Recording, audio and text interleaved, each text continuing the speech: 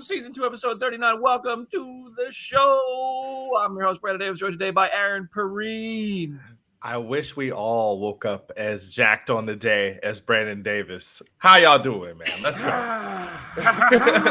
We got Jenna Anderson. Hey, everybody. When are we releasing the BD remix of the Phase Zero theme? Because the chat is loving it, apparently.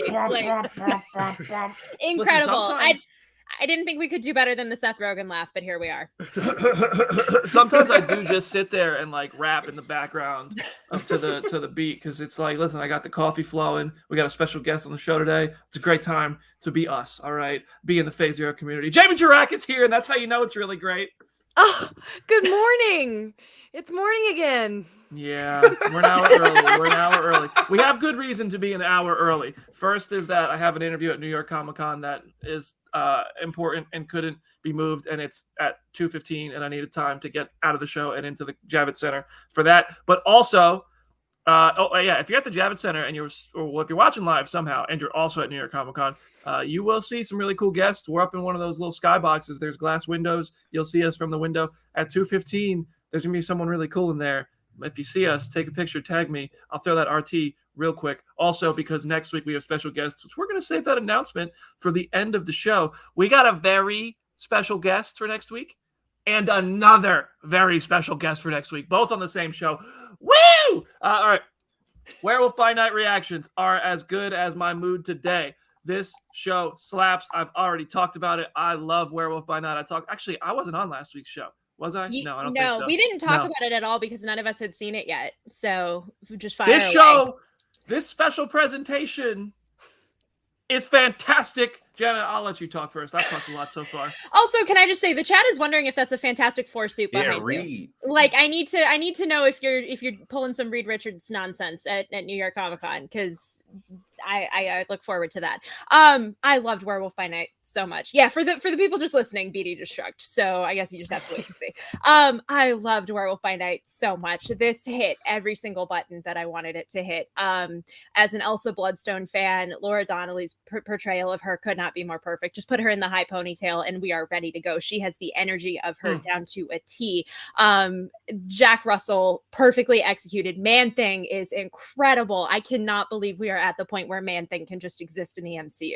Man-Thing is going to sell so much merch. Oh my God. I cannot wait for all of it. Disney's winning.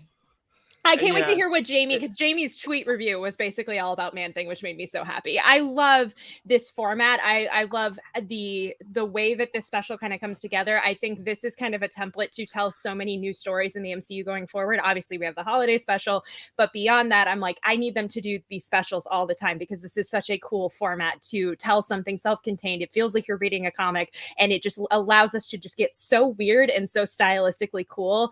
I cannot wait to watch it again. I was so happy. Between today's episode of SheHulk and tomorrow's Werewolf by Night, what a time to be alive. My goodness.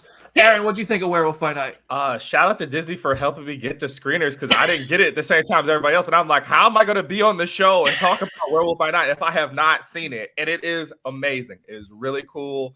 I have a soft spot for that like era of like horror movies and stuff as like a young film nerd in school. So all of this stuff, like the artifacting, like the weird sort of ways that they obviously have to shoot.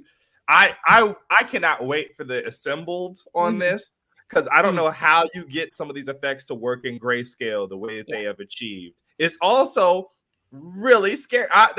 You know how I said when Nikki was trying to call Jen and tell her about the intelligentsia earlier in She-Hulk, how I felt something bad was going to happen? I had that for a whole hour. Just an entire hour of, something bad's going to happen. Someone's going to get stabbed. Someone's going to get shot with a And they do.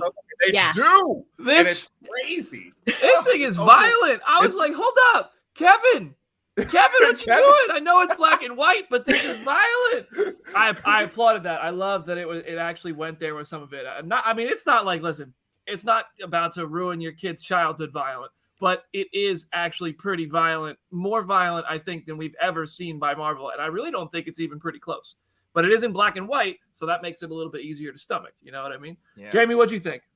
Okay, first of all, I would like to say that after this week, I am returning to my duty as woman of the people because I hate watching things on my computer with my email address slapped across the middle. Seeing something early is not worth it to me to not get to watch Werewolf by Night, a beautiful looking thing, not on my TV. So I'm done with this life, you guys. I like being with everybody else. With that airplay. Yeah, it wouldn't work, and I think it's because Disney thinks you're sharing it with the world, sharing it with people, so you can't. So I wasn't supposed to broadcast it to my neighbor's house. Just so everybody who's listening, when you get a screener, you have to not only sign an NDA, you have to literally initial a whole bunch of things. I don't know, I should probably read it more thoroughly. I skim one every time. I agree. I'm not showing anybody. It says close the windows. Don't let your cat see it. If your cat sees it, he now works at Disney World. So you got to sign all this stuff to watch it and agree you're not going to show it to anybody, all that kind of stuff. And then when you watch it, Disney's in particular, their screeners have gigantic watermarks of your name. House of the Dragon, every once in a while, it's a little thing that's here's your name. By the way, this is, please don't share this. Disney's oh, buddy, don't even think about it. You will never forget this is a screener. Yeah. Sorry, Jamie, I interrupted you. Yeah, no, that's okay. I just wanted to say I like being a woman of the people. But it was so much fun. Man-Thing is my boy. I love him. I want to smooch him and cuddle him. Just Man-Thing forever. I am also a huge... That's splintery right there. I'll wear bubble wrap or something. I love Harriet Sansom Harris. She's just a phenomenal actor who has been around forever, and she just does not always get what she's due. She's just phenomenal, and I loved watching her in this, and I want to be her next Comic-Con. So yeah, it's really fun, but I couldn't rate it because I can't rate something that I watched on a computer that had my name. I'm really, I have not watched any, I didn't watch any of these SheHulk screeners. I didn't, it's been a long time since I watched one of these, and I was no, I hate it. Boo. Woman of the people. Yep. Jamie Jirac. So overall, yeah, we all agree. Werewolf by Night. I think Werewolf by Night really is going to be the first project, I'd say, since Spider-Man No Way Home that pretty much everybody is going to get behind. I'm sure it's going to have haters. Everything has haters. But this one just feels good. It just is. It's scary. It's fun to watch. It's start to finish. It's an easy, it sets the stakes. It tells the story. It wraps it up. And I want to see more. That's it. And I feel this is across the board. I really expect this one to have a positive reaction. I'm curious to see how many people know about it because I don't think the marketing has been all of that tremendously in your face. I don't think a lot of people really know this is coming. I'm curious to see how many people open up Disney Plus and just see Werewolf by Night and click it. But it's phenomenal. And there's one shot in it. I want to say this. Maybe it's a mild spoiler, but I don't really think it is. But there's a shot in it where there's a transformation of a werewolf. Spoiler, there's a werewolf in Werewolf by Night. But there's a really cool sequence. If you watch the interview with Michael Giacchino, I'm only sharing this now because it's already available in the interview. They did this, so much of this is practical. There's so few visual effects that in the transformation, the way they shot the transformation, I'm not going to say anything more than that. I'll just say the way that they shot the transformation, it's one continuous shot. Just realize they captured that all in camera. They found a way to do that in one shot, so it's all really there. That's movie magic really happening. They actually tamed a werewolf and got it to perform on set under a full moon. Pretty cool. But all right, let's move on. Let's move on to the Black Panther Wakanda Forever trailer. A lot of people already saw my reaction on the YouTube channel. Thank you for the comments and everybody who's sharing their thoughts. I love when the comment section gets active on the Phase Zero YouTube channel. So everybody's seen my reaction already. Jenna, you're at the top right there. What did you think of this trailer? This trailer was perfect. I need no more marketing for this movie. Throw out a couple posters, do whatever, but no more footage and TV posters spots. Are awesome. I know those posters are so cool. I love them so much. That main poster with the reflection against the water. I'm I need that blown up in a mural in my house. This trailer is exactly what I needed it to be. The first trailer from San Diego was so emotional. It's so cathartic. I'm so glad I haven't been in a movie theater that screened it yet because I would just be openly weeping in my seat. This trailer still captured that emotion. emotion and still did something so interesting and cool. And we had so much more Namor than I was prepared for. I was like losing my mind at how good Namor. The wings. I was not prepared for them to flutter like a little hummingbird. I was like, I screamed, and I was texting Nicole Drum, our coworker, who is Namor's #1 stan. She's about to get the ankle wings like tattooed on her at some point, and we were just losing our minds. It's so perfect. I cannot wait for this movie. I thought the ankle wings were hilarious. I'm not gonna lie, but it's awesome that they're doing it. They look funny though. There's no other way around it. Ain't no way those little tiny wings are helping that man fly across the air like Star-Lord running on Doctor Strange portals. But I don't care. It's comics. It's supposed to be stupid. It's one of those silly, stupid, like golden age sort of things. And the fact that they lean into that as opposed to trying to like make it too realistic and too like modernized was perfect. That it just lean into the absurdity of it. There's a man with a hammer that nobody can pick up but him. I'm fine with the wings. Okay. Yeah. Aaron, what'd you think? I really enjoyed it. I got up after it had already dropped, and I get up and I see both Slack and Twitter and the community going insane, and I'm like, what happened? Oh, we got all the Black Panther trailer. I agree with Jenna. Please do not give us any more of the Doctor Strange Multiverse of Madness extra looks at this movie. Go ahead and just let it speak for itself. I don't think you really need to have all of that stuff attached to it. A lot of Ironheart, fun stuff. Like you got Namor just being amazing, and also still some intrigue because the internet can't decide about Black Panther. So I'm excited. I have a larger theory, but I'm gonna let Jamie go first about it. But yeah, it's dope. Oh, okay. Wow. Can't wait. Looks amazing. I can't wait to learn about all about Namor. I'm so in. Tony and I are gonna be out of town that week, and I'm like so stressed. Like for as soon as we find a hotel, number 2, find me a movie theater. I don't care about anything else about this trip other than where are we seeing Black Panther Thursday night.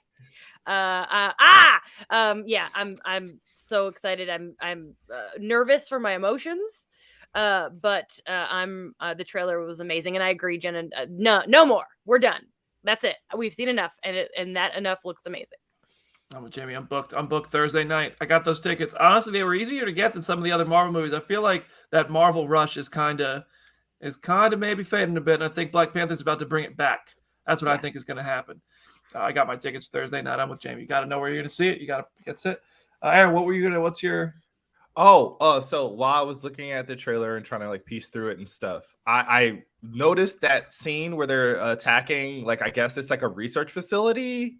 Like it's this big giant platform in the ocean. And the footage you guys saw at Comic-Con was it like just humans, like, you know, regular, like random military types attacking it. But you can clearly see that it's Atlokans like climbing up the side of it. And I'm like, why would they? That's so random. What's really what's happening here? And I paged through that Wakanda Protect Wakanda book to like see some stuff and see if there would be some sort of reason that they would want like vibranium or some sort of refining.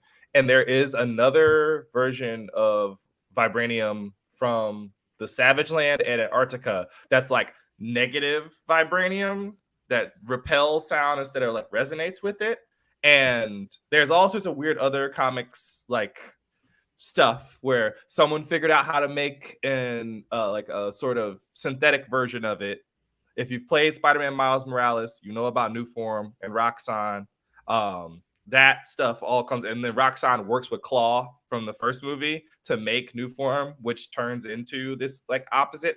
But everybody kept asking me like, why is this the end of Phase 4 / the beginning of Phase 5? Like, why would this figure into like a multiverse saga when we're all just really gonna cry around a bunch of strangers?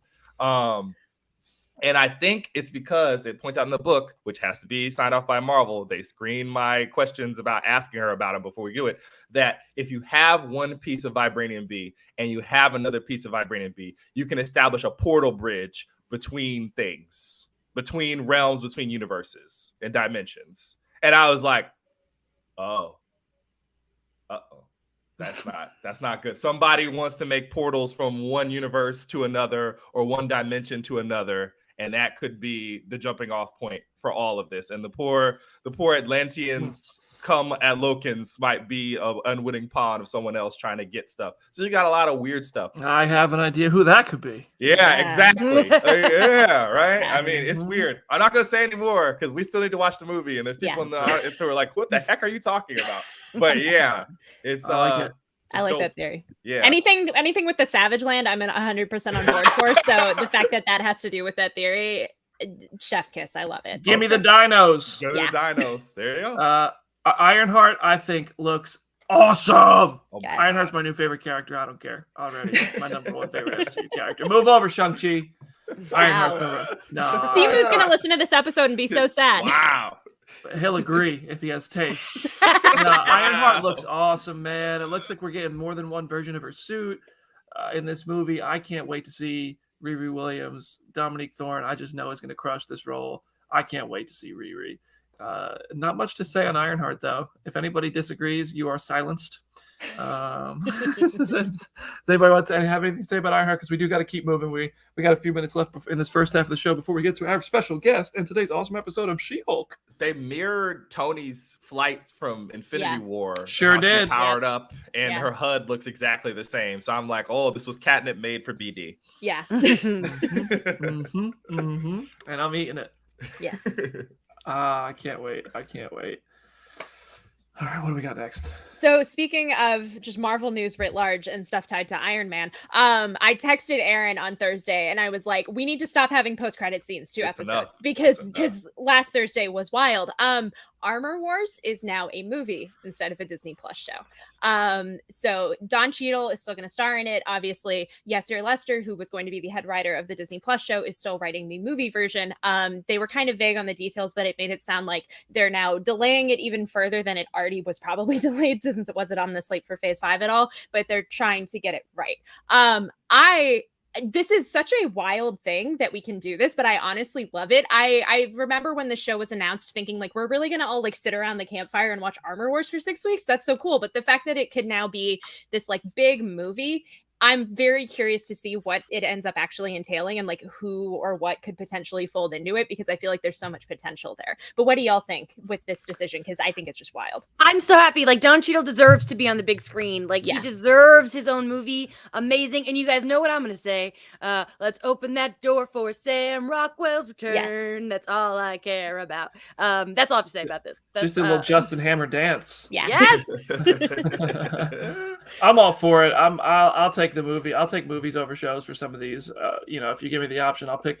There's a lot I'd rather see as movies. So I'm for it. I think Armor Wars becoming a movie makes it feel like more of an event. The fact that Secret Invasion leads straight into it. Real curious if it's even going to be called Armor Wars anymore. At that point, who knows? Like, will they change the title? Will they change what this is? Is this just Secret Invasion Part 2? How does Secret Invasion not lead straight into the Marvels? I don't know. I have questions. Time will tell. I'm here for it. Yeah. Go, Don, go. Boom. You looking for this? Oh, is it time for the next piece of news? Yes. Oh boy. My girl Emma Caulfield is coming back for Agatha Coven of Chaos. She announced some difficult health news, which was a real bummer. But within that news came this Marvel news, so it was like this mixture of emotions. But I'm very excited she's coming back. You guys know Buffy is my favorite show of all time, so I love to see her thriving on these shows. But I'm curious in what capacity, because I'm assuming she's not Dottie. I'm assuming she's going to be Sarah, her real Westview name. But if she's coming back, I feel like we're going to give me Deborah Jo Rupp. I want to see everybody from Westview. I think that this is just a sprinkle of the Westview return, and I'm obviously very hyped about it. All things spinning out of WandaVision, Jamie gets fired about. I love that. We're also. I also think we all just want to send our best to Emma Caulfield for that MS diagnosis. Absolutely. That's got to be tough to take on, but we're hoping she will be all right. We got one more piece of news for the first half here. I think if we have time, we may answer one of our 5-star review questions, which I'll pull up here on the podcast. But Aaron, you want to run with the biggest? This is hands down. I hope everybody's sitting down because this is big stuff, and we gotta jump in here. Over at my El Muerto vertical here at comicbook.com, we got news on the wire that El Muerto has a director and a writer. And so is it Jonas Cuarón and Alfonso Cuarón co-wrote Gravity and directed Deserto. And then Gareth Dunnett Alakar, who wrote on Blue Beetle, is writing the script.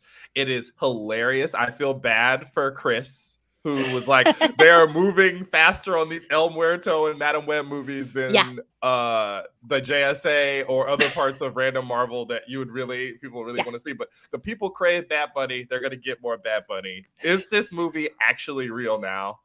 Wait. Is Alfonso involved with this, or is this just saying that this is Alfonso's son? This is his son. Yeah. Okay. I was going to say, when I was putting the rundown together and I realized that connection, it blew my mind that he's Alfonso's son. So I was like, we need to acknowledge that in some way because that is kind of cool. Interesting. Yeah.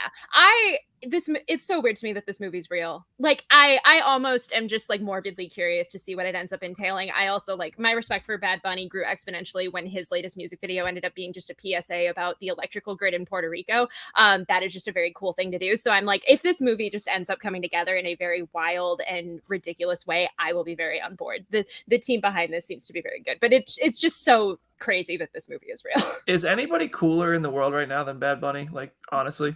Yeah. Dude took an F5 from Brock Lesnar. He was in Bullet Train. He's trying to save Puerto Rico. Man, Bad Bunny's living. I got a lot of. I love Bad Bunny's music, and I think Bad Bunny's just doing it right. But hopefully El Muerto is not the not the first. I don't know. I don't even know if this movie's real, but El Muerto's literally in 2 comics ever. Yeah. Like, how are they gonna? I don't know. El Muerto, also, if you're unfamiliar with El Muerto, I made a video about this on the YouTube channel too, but. El Muerto is literally in 2 comics ever. Yeah. Kind of like a mantle. So maybe, like, you can't do it wrong because there's not enough stuff to even do wrong. Yeah. So who knows what Sony's doing? You never know. I'm sure they'll tease it. Maybe Spider-Man will be in a trailer and not in the movie, as they like to do over there. Oh, no. But I'm still shading Morbius. Okay. I rank Morbius high on my anticipation rankings, and I have never been hurt so bad in my life. Okay. It wasn't that awful of a movie. It was better. It was better than both the Venom movies, but yes, Jamie, it was better than both Venom. It's not better than the first Venom. No, the first Venom just isn't good. Fun. Morbius isn't fun. He controlled. Morbius is like an 8-hour nightmare. Wow. All right. So we're going to get to a question from one of our 5-star reviews on Apple Podcasts. If you leave us a 5-star review and drop a question, we will do our best to answer them on the show. This one comes from Anthony D. Ayers. What's up, Anthony? I look forward to this podcast every week. Me too. Love the hosts and their commentary on everything Marvel. Me too. Keep up the great work. We will. Please have Jim on the show more, please. We will not. Question. If you guys didn't have to report on all things Marvel, would you avoid movie trailers in order to be surprised by movie plots? My answer is absolutely not. I before I did this job, I'd be sitting there glued to it. I'd be in the Twitter webs, YouTube. I remember Captain America: The Winter Soldier trailer dropped. I was sitting in college. I don't even remember what class it was, but I remember the environment. And I remember seeing the trailer, and I watched it in class. I put headphones in, and the teacher called me. He's like, "What you looking at?" And I was like, "It's more important than you, lady." So, yes, my answer is yes. I will always watch the trailers, and that's a blessing and a curse for me. But I'll do it every time.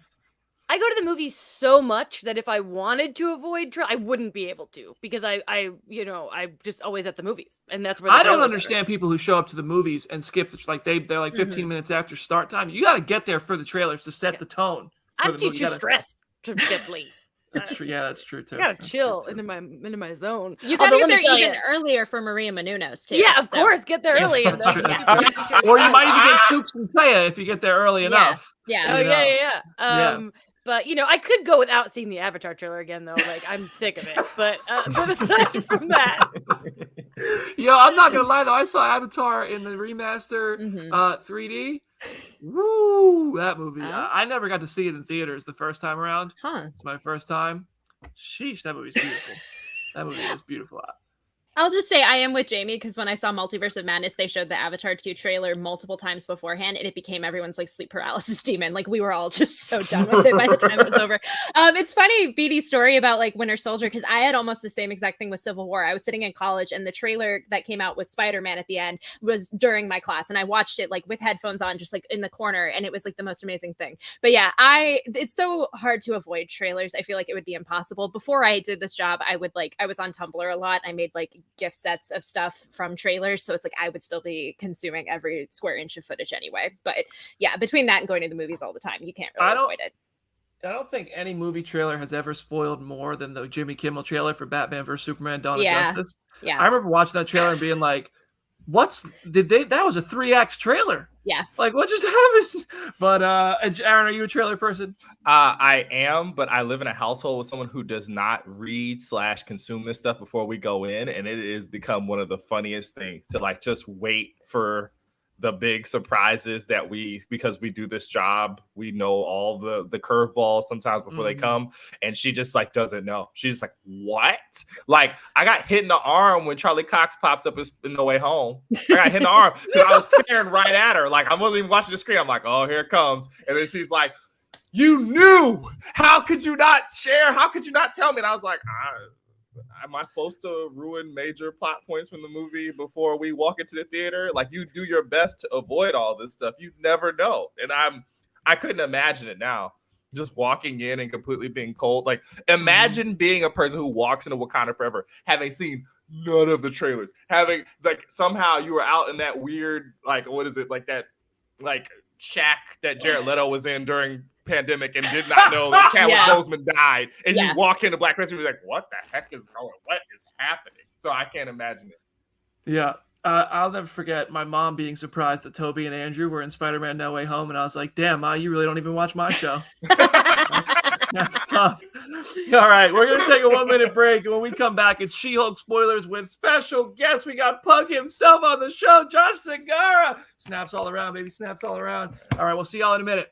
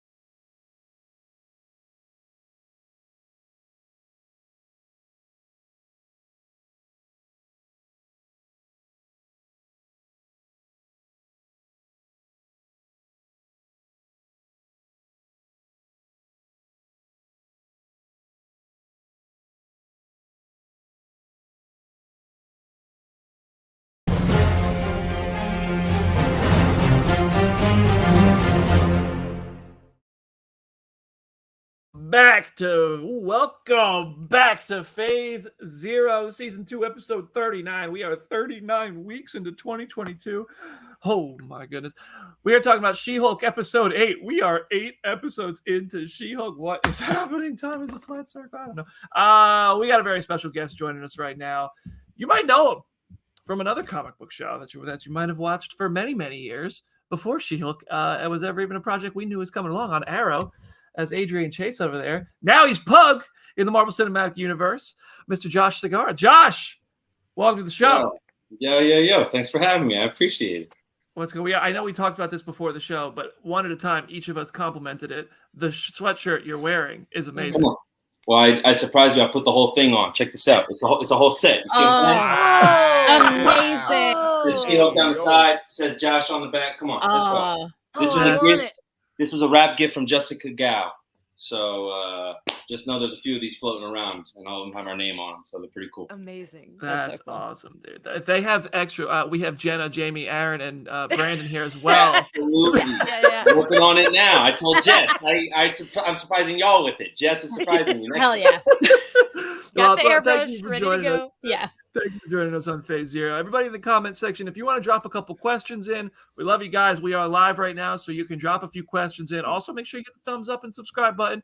But it'll be fun if you all drop your questions. We can get those answered by Josh. We can get to know Pug. You know, who better to get to introduce us to this man from She-Hulk and give us a little bit more insight. But we have a few questions of our own, and we're going to start with those. Can't wait. Yeah, so you've obviously already put your stamp on another DC villain, an iconic comic book villain. I know I made the 10 steps ahead of you joke when we talked to the premiere. I know even Stephen Amell made that joke on Twitter, which was hilarious. What was it about She-Hulk that made you want to get back into the superhero space after having been on Arrow? I wish I could give you a super complicated answer, but honestly, when Marvel calls, I don't think anybody says no. You know, like I'm pretty sure it's like, who called? Wait, what? They want to talk about what? Yeah, okay, yeah. Whatever I was doing, I remember being like, yeah, let's talk in an hour, okay? Let's talk in an hour. You know. Yeah. Steve Coulter told us he got a little like welcome basket when he joined the show. Did you get the Marvel Universe welcome basket? Yeah, it definitely is a welcome basket. You feel crazy walking onto that set. You feel wild driving into the studio. The first email you get that it's like from the most encrypted email ever, you know, when that one shows up in your email, that's a crazy experience. You know, driving around over there, seeing where history has been made. You know, there's a beautiful mural out there in Atlanta right now dedicated to Black Panther, and that's gorgeous to see in person. Just all that stuff. I love all that stuff. So, you know, the work was the cherry on top. You know, I got to go play every day. Nice. Amazing. So how did the research process of kind of learning about Pug compare to Prometheus on Arrow? Obviously, they're two completely different characters in terms of their deals, but what was it like to dive into Pugs Comics? So way back when, my first conversation with the Arrow team was that I was the Wrath to Batman. So they sent me the Wrath comic in the mail. So that's what Prometheus was based on, you know, just like, okay. And then, you know, you start reading your scripts and you're kind of getting them a few episodes in advance. That's how that works, you know, when you're shooting your 22. So I had ideas of what I wanted to be. And of course, Prometheus doesn't exist in the comics in our iteration of him. So I knew early I was making my own character with the writers. So it was okay. I feel like I've told this story before, but I went and I bought all the Vigilante comics because I thought I was the Vigilante because that was the red herring that was out in public. Go pick them up, read them all. I think I'm getting cocky. I'd send Mark a text like a month out, like, dog, don't you worry. I'm ready for Vigilante. And he's like, why are you reading that? That has nothing to do with you. And I was like, what? He's like, yes, bro. Did you forget our whole conversation? You're this guy Prometheus, and you're this, and you're this. I was like, oh, got it, Mark. My bad, Wendy. I got it, you know. So then we got to where we got, and that come on, look at my wall. That guy lives with me every day. Okay, he lives with me every day, and then, like I told you, Marvel calls. And I hop on the call with Wendy, with Jessica, and with Kat. And I'll be honest with you, I got on that call thinking that I was going to, how do you say this? When you talk with anybody, especially in this little funny thing that we do, you just want to be liked and you want them to think you're right for the part. And like, you just want to make sure. So I go into it with like, tell me what you need of me. And they start just telling me about this guy, Pug. And they're like, and Pug is this, and Pug is that. And I was like, oh. And they're like, and this guy, he just loves his best friends. This is his family. And I was like, oh, hell yeah, let's do that. You know, of course, let's do that. And wait, I'm playing with who? With Tatiana Maslany? Okay. I'm playing with who? With Ginger? I hadn't met Ginger yet, but obviously we know they're geniuses. And it's like, oh, like, this is a pretty cool thing. And you know, the nerdy thing inside of me, of course, was knowing and hoping that when I got to chat with Phase Zero and Comic Book and I got to go out there, I just hope that the folks that liked Prometheus, maybe they like Pug too. You know, they see that there's other colors to this. They hope that they, you know, maybe there's some other timeline where Simon Morrison is Adrian Chase, is Augustus Pugliese. Who knows? You know, like, who knows? So, yeah. Brendan, you're muted. You're muted. what I'm about to talk about would certainly break Pug's heart from the comics, because in the comics he's got a pretty big crush on Jen, and then we saw today's episode with Matt and Jen. Good for them. Hey, good for them. But I gotta ask, when you dive into the comics, you see storylines like that. Is that like the kind of thing you want to play with, or you're like, oh, let's see Pug develop that crush a little bit more, or something like that? Absolutely, all the stuff from the comics. When I started working on Pug, I went, of course, and got the Dan Slott run. That's where Pug appears. And a lot of our stuff is coming from the Slott run. But, man, I wanted to read it all. So, once again, they're all up there. You can't see them all, but they're all up there. And you just wanted to kind of see where this whole thing began and what it feels like now. And there's a new run that's out now. I think we're on issue number 6. The 7th comes out in November.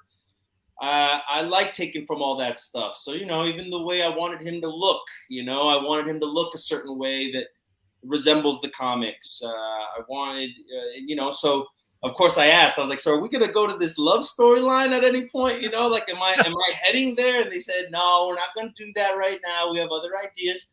And I said, cool, of course, that's great. I'm going to still use it though, and so I'd like to think that there's something inside there that it's easy to fall in love with all those people in that office. So I think Pug is just all heart. I think Pug loves everybody. I think he's ride or die. I think that he's, I think he trusts easily until you break his trust. I think that's who he is. And a big Avengers fan. Come on. Come on. Wait, I want to go to the comment section for this next question real quick. This comes from Saprilla. Josh, if you ever got in legal trouble, who would you prefer to represent you in court? Matt or Jen? Oh my gosh. That's not even a question for me to think about. It's Jen Walters all day. Oh yeah. Matt Murdock, man, I don't even have his number on speed dial. I got Jen Walters, number 1 on my favorites. All day is Jen Walters. You can come play in our playground, Matt Murdock. Come play. We have a nice room for you. We have a nice place for you. He said ride or die, and he meant it. I love it. That's it. Oh, speaking of ride or dies, I know I'm obsessed. I think a lot of us are obsessed with that Pug and Nikki dynamic. It's so much fun. What was it like, creating that relationship with Ginger, especially in episode 5 when you get on your little adventure? Ginger Gonzaga is the bomb, okay? And I mean that in a lot of ways. Like, she was the first person to text me before I went down there, just to be like, hey, got your number, wanted to let you know we're all down here. I know you're going to be coming with your wife and your kids. We're going to be doing a dinner this night. Boom. She's the first one to plan and escape the room for all of us. I love Ginger to death. Then you get to the actor part of Ginger. There's nothing more fun than when you get to work and you have somebody that just has ideas and loves the script and wants to flesh it out and wants to play, because that's what I want to do. So I think we found something pretty cool. I love her to pieces. I'm really lucky to be working with her. And, all that stuff, we're dapping up and Slick Nick and us cracking jokes. That's all inside. That's me having fun with Ginger and her having fun with me, We got a question from Falcons Nat. This is Layla coming from the UK. Josh, did you keep any of the Avengers merch? Absolutely not. I believe you. Yeah. Thank you. There isn't a Hulk towel in there. There isn't a t-shirt. There isn't a cap, and there isn't some sort of weaponry. There's none of that is in my closet right there. Definitely not. Too bad. That's a bummer. None of it You don't is have all that anywhere stuff. in this house, Kevin. All right, Kev. Yeah, Kevin is also a loyal watcher. I think that might have actually been Kevin on Layla's account. All of Kevin said, like, what's crazy? All the things he just named that he definitely doesn't have are exactly what went missing. That's so weird. Have you been? I mean, between being on the set of SheHulk, I don't know how much you guys have had. Quite a few other heroes on the show and some villains, but you've also been, in the DC world. of these things, of the characters and like people who are suited up, what has been the coolest like moment, and whether it's on She-Hulk or back on Arrow, what's been like the coolest moment or costume you've seen? Because a lot of the Arrow stuff was really there. I know that was really practical. Has there like been one costume that stands out in particular? Like, damn, that's a comic brought to life. All right. I have a bunch of days that come flooding to my brain, but that's just because once again, what I get to do is a crazy, crazy thing. But like, I was sitting in Atlanta and I was working on Christmas on the Square, the Christmas musical I did with Dolly Parton. Yes. Okay, who I love very, very much. And I get a call from James Bamford, Bam, who does all the fight choreo, our stunt coordinator on Arrow. And he says, "Hey man, what you doing?" I was like, "Nothing, just doing a Christmas musical in Atlanta with Dolly Parton." And he said, "Okay, man, well, in season 8, what do you think about being the Green Arrow on Earth 2? And I was like, "Are you kidding me, man?" And he's like, "That's what we want to do. You want to do that?" And I said, "Come on, man, let's go, man. Of course I'm doing this, Bam. Let's go." And then he goes, "So we're going to open on you doing the salmon ladder." And I was like, "All right, man. Okay, big dog. All right, let's relax. Let's chill. Okay, let's find a beach. I'm doing a Christmas musical with Dolly. Okay, we're only about 5 weeks out. Okay, let's chill." But no, man, he said, "Yeah, we're going to open on the salmon ladder. Can you do it?" I said, "No, but I'll figure that out. Let's go." So in Atlanta, popped over to a ninja gym, worked on it a bunch of times. Shout out to those guys who literally helped me. This kid who couldn't have been soaking wet more than 100 pounds, no lie, was watching me work in the corner. And I'm over there trying to figure it out. And old boy just walks up and he's like, "Hey, man, boom, bim, boom, bim, boom, bim." And I was like, "Oh, I got you." Told him the fun story about getting to do it on Arrow and trying to pay homage to the man. You know, like Steve just did something so special. I didn't want to upset. I didn't want to disappoint my guy and the fans.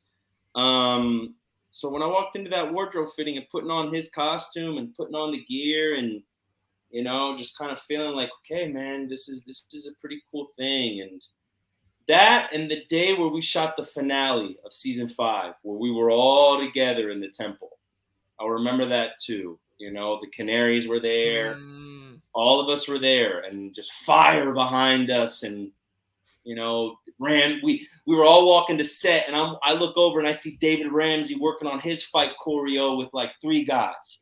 Then I see Casey Cassidy over there working on her stuff with a couple. Then I see Mbet over there kind of talking, and it was just like, oh, this is a crazy experience. Watching all of this come together, and it was just awesome, man. Yeah, I could keep going. I've got a bunch of fun days that I remember. I'll remember forever. The salmon ladder, first of all, that thing is hard to do, and it's not even like a muscle. It's not just muscle; it is muscle, but the technique is insane. It's so hard. But I want to go back to when you got invited to play the Green Arrow from Earth 2. We're going into multiverse stuff in the MCU. If Kevin Feige calls and says, "Josh, you could be anybody from the MCU as a variant," which hero are you going to be from a different Earth? Can I say Gambit? Ooh, oh, that'd be a good one. Yeah. That'd be a good one. I said Gambit, but I know that Channing has been working on that forever, right? Or is that a rumor? That's dead. Damn, right? Yeah. I would love Chan though. I would love it if he had Gambit because he's just the man like that. But I think that was gonna be a cool movie. Yeah, that would have been awesome. That'd be fun. I'd love a Nightcrawler. That'd be kind of fun. But I feel like I know my limits, all right? Like, Nightcrawler, like, I would make him very grounded and kind of, like, walks like an ape. As opposed to, I think, like, you know, Nightcrawler should be limber and, like, you know, yeah. So maybe I couldn't be. Gambit is more my style. You know, I lumber when I walk. You know what I'm saying? I'm too heavy in my feet for Nightcrawler. Ready to bust out some Cajun. Let's go, man. Let's go. That's a good one. Oh man, the chat is just on fire right now. All of them. I think you just sent them all into palpitations. So you sent social media into the same sort of palpitations with the crazy wall of sneakers Easter egg with all the different kicks, all the Marvel characters. Did you manage to peep any of that? And what if you could get any pair of sneakers that would have a Marvel hero, like a themed Marvel hero sneaker? What would it be? All right. there was a version in the script where I was carrying Thor 4s in my hand. And then I didn't know about that Easter egg wall of sneakers until we all found out together. And that popped in because there was another scene that we had shot that didn't make it into the final cut that would have closed that out. But honestly, when I saw the comic that Kagan drew, that's all I wanted out of it. And fun fact, so I saw online somebody did something so cool where they went through all the sneakers and they identified which one was which. So I sent it to Kagan and I said, yo, they identified all of them. He said, that's funny. Number 4 is not Jack of Hearts. It's supposed to be Gambit. Oh. So whoever put that thing together know that I think it is number 4. It's in the top right corner. That's supposed to be the Gambit shoe and not the Jack of Hearts. But man, I was having a ball, just I think online was, just kind of looking through and seeing, oh man, look at the Thing shoes and look at the Black Panther shoes. I think I would need a pair of the Iron Man 3s, only because that's what I talk about on the show. Like, I told Kagan, I want that picture in my office. It's going to be somewhere in here. It's going to be framed. My guy's going to do it for me. And who knows, maybe season 2, we'll try to get an Iron Man 3 made and say, hey, I saw the Thor 4s and I need those Iron Man 3s. Let's go. Let's go. I'll be rocking Iron Man 3s. I'm not going to lie. So speaking of other moments involving Pug that have broken the internet, did you get to meet Megan Thee Stallion? Because the entire episode with that is one of my favorite things the MCU has ever done. That was one of the coolest days on set. I did get to meet her. She was so sweet. She was so happy to be there. She was so geeked, just like all of us were. Everybody came, even if you weren't working. You know, everybody was there to support Megan and just kind of see what the day was like. I got to kick it with her fellas, with her team, just kind of running around. And they were, of course, just as geeked as we all were. And then, you know, that fun little scene of Tatiana and her dancing and just her sitting in the back of the courtroom. Anytime you're around greatness is a pretty cool day. So to be around greatness when they are excited to be in the scenario that they're in, that's always, I feel like, this like little secret magic window that, you know, you get to experience every once in a while. And that was one of those days for sure. That's amazing. And then outside of Pug's kind of comic connection to Spider-Man, obviously he saves him, and that's a huge transformative moment for him. I know we've spoken about in the past. Which Marvel character would you most want to cross over with on screen? I would love to play with Wolverine. I would love, if this next Deadpool Wolverine movie that's happening, if they need a little legal advice, if they need a little legal help. But I would love to, honestly, I've loved Wolverine since I was a kid. Them announcing that, you know, X-Men is officially part of the universe. And now, of course, with the Easter eggs and the shoes, I didn't even know that we were going to be part of the confirmation of the X-Men in the universe. That, of course, had me hopping around in my apartment, you know, like, so I would love to just kind of keep going down there. I just like, look, I'm a wrestling fan. I heard you talking. When I was in the back room, I heard we were all rapping about Bad Bunny. Love that dude, man. There is nobody more important and better than the Bunny right now. You know, I grew up loving when Scott Hall and Kevin Nash popped over onto WCW, and all of a sudden you're like, wait, this is not supposed to be happening. It's like seeing your teacher at the supermarket. You're like, this is throwing me off, but it feels funny to see you here. And that's what I love about this world, is that in this Marvel universe, you know, that's what this whole thing is about, is everybody being able to connect all these worlds and everyone being able to surprise each other. So on screen and in real life, as soon as they call and tell me that I get to go surprise somebody on set, just know that I will be hyped about it. Nice. I appreciate that you're also a wrestling fan. I'm talking to Dwayne Johnson later today for Black Adam. I did not stand around at our studio outside at Crafty because I knew that Black Adam was shooting right across the way. I was not standing there just like, what's up, Rocky? That's actually, dude, that's actually. I'm right here, dog. I'm right here, Rocky. I'm right here. This guy is one of us. Listen, if somehow, I think it's going pretty well, but if the acting thing doesn't work out, you got a Phase Zero co-host job waiting for you right here. I know SheHulk, you guys filmed in Atlanta, and I'm pretty sure like Black Adam and Spider-Man and all, I don't know what else. Did you see it? What kind of stuff did you see when you were filming? when you're there, that's the thing. Like anytime we'd say cut, I'd run up to Wendy and be like, "So Wendy, what's on stage 6 today, Wendy?" You know? Like, Josh, we can't lose you for 45 minutes while you're roaming the stage trying to see The Rock, you know, or anybody else that was filming. Awesome. No, what did we have there? There was something else that was fun that was going on. Oh, I won't even say it because I have no idea if this is secret, but it was basically another franchise that's going to be for my kids that is wild when we see it get made. Put it that way. It's going to be action and adventure, and it felt so cool to watch it get made because it was like watching a Toyland park happen. That's what was awesome. there. It was really cool. All right. Smart. Way to keep it. Way to not. I respect the not spoiling it. There are people who have come on, and we've all seen Tom Holland and Mark Ruffalo go through it. So, but I know better. I know better than this. Yeah, that's right.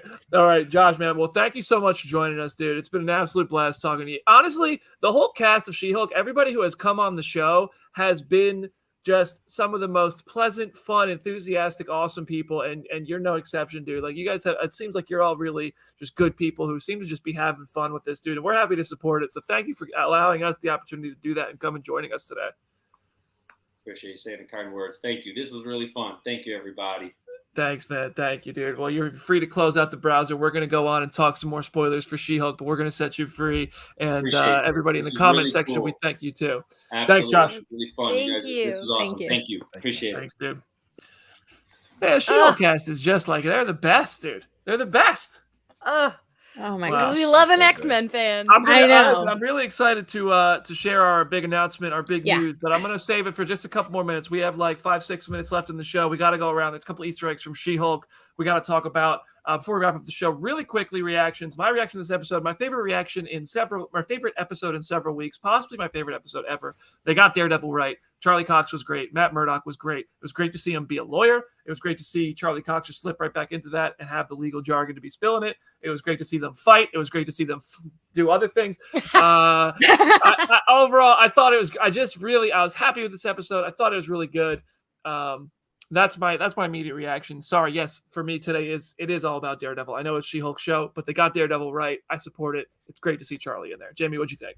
You know what though? The thing about it though is that everything about Daredevil in this episode was also about Jen, and that's what I loved. It's all about their relationship. I ship them so hard, and it sucks because Marvel doesn't have good romantic follow through. They're gonna hurt me. I know they are. We're not gonna see them walk up in the sunset a couple years from now. I don't believe that. But I loved them together so much. I love that, we're about to get this iconic Daredevil hallway scene, but then she just wrecks it. That was perfect.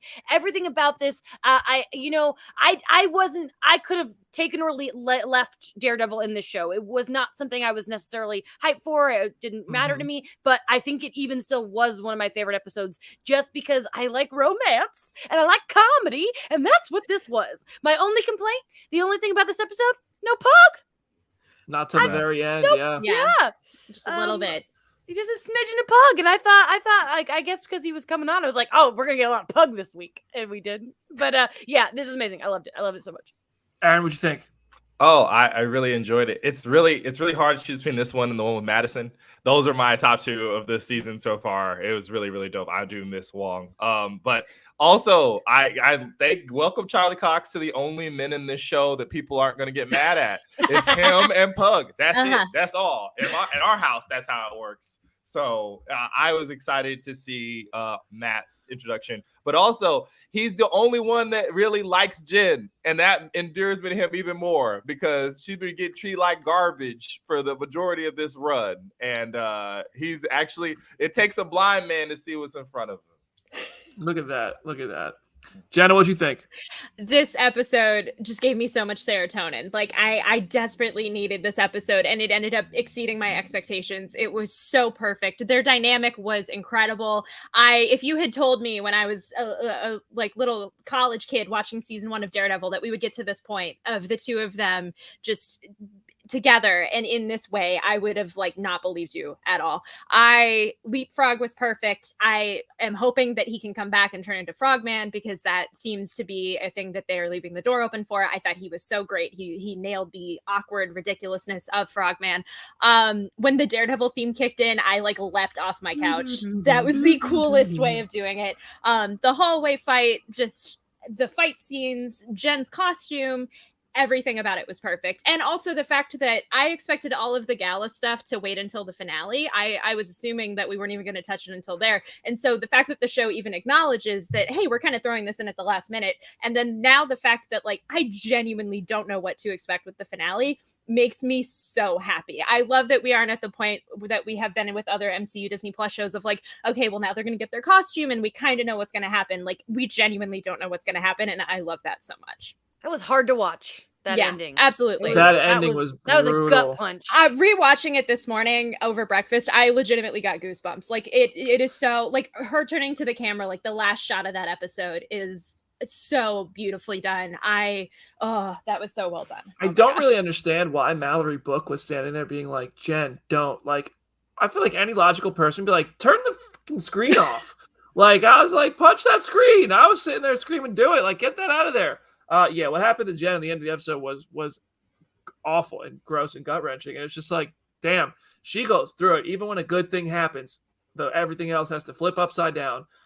But yeah, I'm kind of reverse in thinking that I want the finales for the Disney Plus shows to be a bit more clear. I have really no idea, who's pulling the strings yet. And I imagine they're going to reveal themselves and be thwarted in the finale, or just say, hey, tune into this, next thing to actually see who was the puppet of all Jen's misery, the puppet master. But overall, this episode, got me much more excited. Thought it was fantastic. All right, couple Easter eggs. One, the Sokovia Accords have been repealed. I was like, what? I just throw that out there just like that. Like, we've been wondering this forever, and now like it's just a line. But it came from Daredevil, so I was like, you know what? I'll allow it. But that, like, I feel like in phases 1 through 3, that would have been a big storyline. Mm-hmm. And I feel like phase 4, that one of my issues is that a lot of stuff that used to feel like big, eventful, world-building stuff has kind of just become that. It's just a line that gets added in.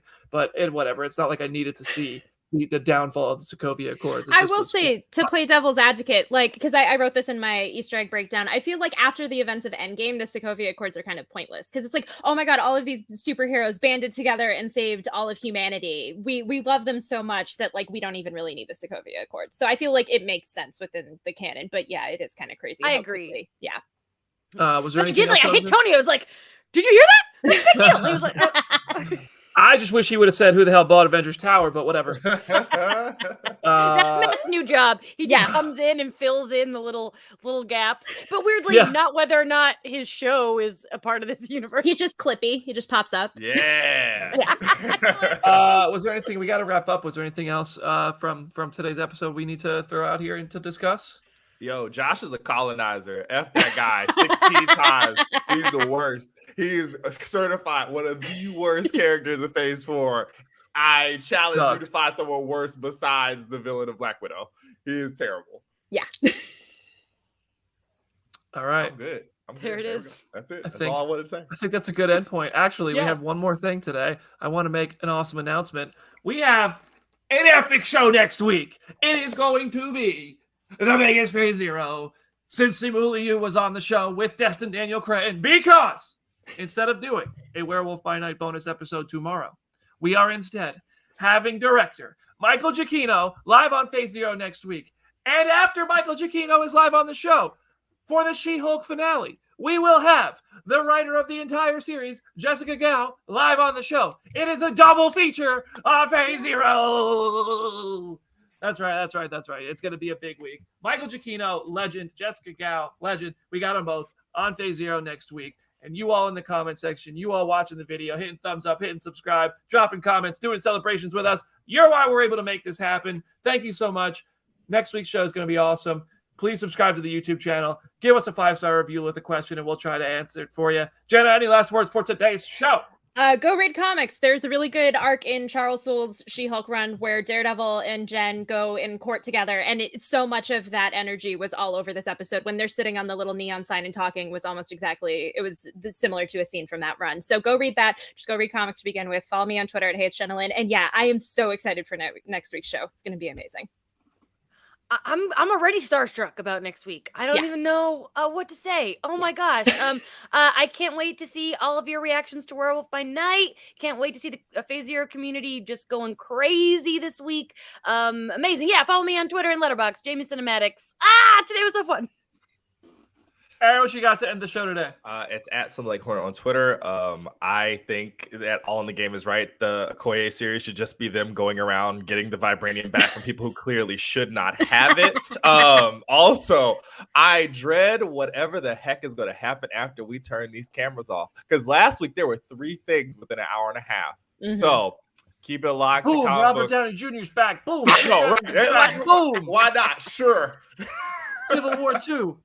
Civil War 2. No, we don't want that. We No. don't need that comic Please to be a don't. movie. We don't No. need that. She's like, I don't want to be hurt again. Absolutely not. Post-credit scenes. Everybody buckle up. Stay tuned to Twitter. Hit me up at Brandon Davis BD. I will be at New York Comic Con all weekend long. It's been Chris Killian's here at his first con, so I also suggest giving him a follow. He's doing a whole lot of interviews. He just did 4 interviews in our studio in the time we were doing this show. So the man is booked and busy. We love to see it. It's his first time at Comic-Con, and he's earning that paycheck. Thank you to everybody who watches the show. Please thumbs up on your way out. Please hit the subscribe button. Thanks to Peter for running a great show behind the scenes today. Leave us a 5-star review. I've said it all before. Thank you. Love you. See you next week.